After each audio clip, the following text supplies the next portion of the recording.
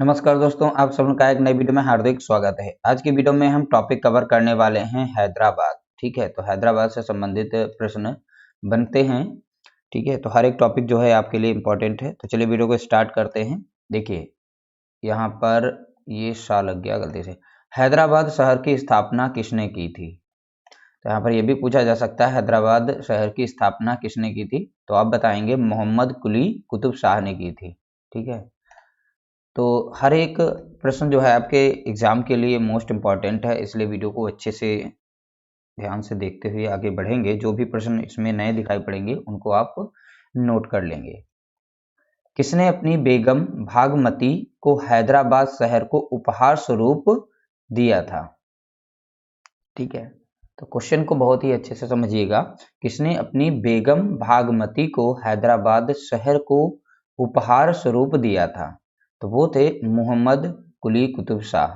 ठीक है, तो मोहम्मद कुली कुतुब शाह ने अपनी बेगम यानी भागमती को हैदराबाद शहर को उपहार स्वरूप दे दिया था। अगला प्रश्न दिया गया है, किस शहर को निजामों का शहर तथा मोतियों का शहर कहा जाता है? ठीक है, किस शहर को निजामों का शहर तथा मोतियों का शहर कहा जाता है? तो आप बताएंगे हैदराबाद को निजामों का शहर और मोतियों का शहर कहा जाता है। अगला प्रश्न है, हैदराबाद किस नदी के तट पर स्थित है? तो यह भी पूछा जा सकता है कि हैदराबाद जो शहर है, ठीक है, हैदराबाद ये किस नदी के तट पर स्थित है? तो आप बताएंगे मूसी नदी के तट पर स्थित है। हैदराबाद किस नदी के तट पर? तो आप बताएंगे मूसी नदी के तट पर स्थित है।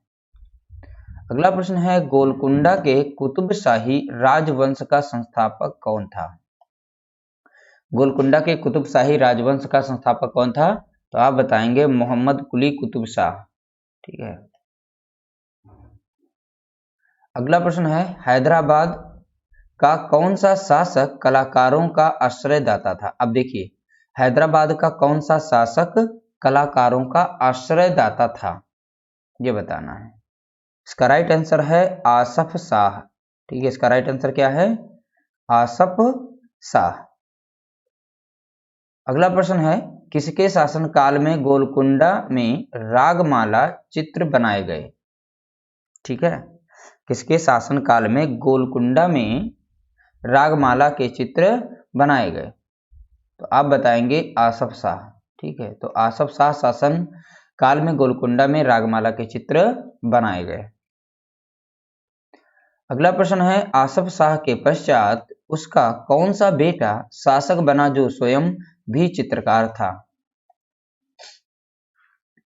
उसका राइट आंसर है यानी नाम है नादिर जंग। तो नादिर जंग एक चित्रकार भी थे।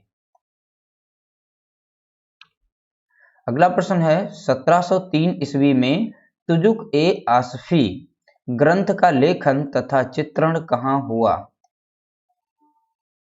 देखिए 1703 ईस्वी में तुजुक ए आसफी ग्रंथ का लेखन तथा चित्रण हुआ। ये कहाँ हुआ था? तो आप बताएंगे हैदराबाद में हुआ था। कहाँ पर हुआ था? तो आप बताएंगे हैदराबाद में। अगला प्रश्न है, वेंकटवलम। ठीक है, ध्यान से समझिएगा इस शब्द को। वेंकटवलम किस दरबार का उत्कृष्ट चित्रकार था जिसको 12,000 रुपये वार्षिक आय की जागीर निजाम ने प्रदान की? तो वेंकटवलम जो है किस दरबार का उत्कृष्ट चित्रकार था? तो आप बताएंगे हैदराबाद।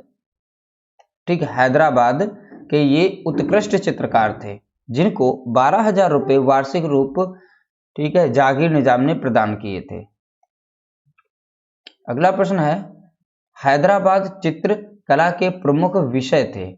तो हैदराबाद में जो चित्रकला उस समय बन रही थी तो उसके प्रमुख विषय थे दरबारी दृश्य यानी दरबारी चित्र बनाए जाते थे, रनिवास, ठीक है, रागमाला और चकई क्रीड़ा और दूती द्वारा वधु का मार्गदर्शन। ये कुछ प्रमुख विषय थे हैदराबाद चित्रकला के। इन सभी को थोड़ा सा ध्यान रखिएगा क्योंकि कहीं से भी प्रश्न बन सकता है। अगला प्रश्न है, हजरत निजामुद्दीन औलिया एवं अमीर खुसरो लघु चित्रों को 1750 से लेकर और 1770 ईस्वी के मध्य चित्रित किया गया। ठीक है, कहाँ चित्रित किया गया था? तो आप बताएंगे हैदराबाद में। ठीक है, तो ये कहाँ शब्द जो इसमें लगा हुआ है, कहाँ चित्रित किए गए, तो आप बताएंगे हैदराबाद में। क्वेश्चन को एक बार अच्छे से आप लोग जो है रीड कर लीजिएगा, तब समझ लीजिएगा। अगला प्रश्न है, अब यहाँ पर देखो मात्रा गई, राष्ट्रीय संग्रहालय नई दिल्ली में सुरक्षित गुरु नानक सिखों के प्रथम गुरु किस शैली का चित्र है? ठीक है, तो यहाँ पर है ये राष्ट्रीय लिखा होगा। राष्ट्रीय संग्रहालय नई दिल्ली में सुरक्षित गुरु नानक सिखों के प्रधान गुरु किस शैली का चित्र है? तो आप बताएंगे किस शैली का चित्र है? तो बताएंगे आप हैदराबाद शैली का चित्र है। अगला प्रश्न है, हैदराबाद शैली का चित्र विख्यात सूफी संत हजरत निजामुद्दीन औलिया अपने प्रिय शिष्य प्रसिद्ध संगीतज्ञ अमीर खुसरो के संगीत का आनंद लेते हुए कहाँ सुरक्षित है?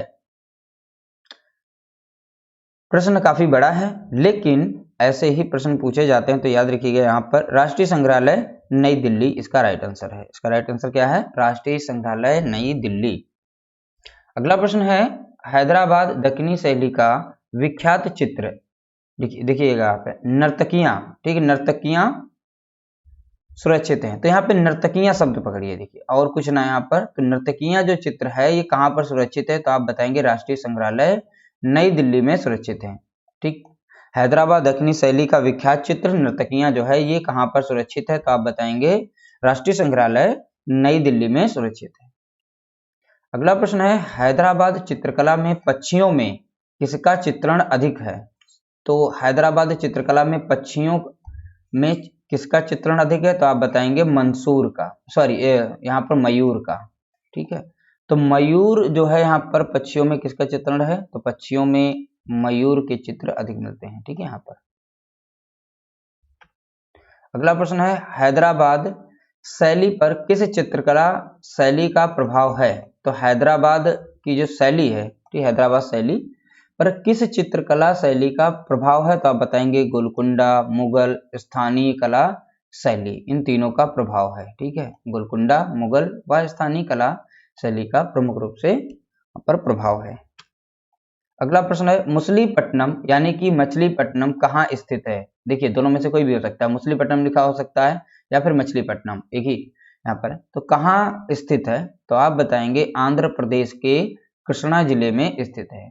तो मछलीपट्टनम कहाँ पर स्थित है? तभी बताएंगे आंध्र प्रदेश कृष्णा जिले में, और मछलीपट्टनम पूछेगा तब भी आंध्र प्रदेश कृष्णा जिले में स्थित है। अगला प्रश्न है, मछलीपट्टनम मुख्य रूप से प्रसिद्ध है। तो मछलीपट्टनम था मुख्य रूप से किसके लिए प्रसिद्ध है? तो आप बताएंगे कलमकारी के लिए प्रसिद्ध है। ठीक है, किसके लिए प्रसिद्ध है? तो आप बताएंगे कलमकारी के लिए प्रसिद्ध है। अगला प्रश्न है, मछलीपट्टनम में प्रथम फैक्ट्री स्थापित की थी। तो मछलीपट्टनम में प्रथम फैक्ट्री स्थापित की गई थी, किसके द्वारा की गई थी? तो आप बताएंगे डचों के द्वारा। ठीक है, डचों के द्वारा। अगला प्रश्न है, मछलीपट्टनम नगर के किनारे अंग्रेजों द्वारा स्थापित की जाने वाली कार्यशाला के अध्यक्ष कौन थे? तो मछलीपट्टनम नगर के किनारे अंग्रेजों द्वारा स्थापित की जाने वाली कार्यशाला के अध्यक्ष कौन थे? तो विलियम मैथवोल्ड थे। के अध्यक्ष कौन थे? तो आप बताएंगे विलियम मैथवोल्ड। अगला प्रश्न है, हुक्के के कस का आनंद लेते हुए सैनिक चित्र कहाँ सुरक्षित है? देखिए यहाँ पर चित्र का नाम है हुक्के के कस का आनंद लेते हुए सैनिक, ये चित्र का नाम है। तो ये चित्र जो है कहाँ सुरक्षित किया गया है ये बताना है। इसका राइट आंसर है राष्ट्रीय संग्रहालय नई दिल्ली। ठीक है,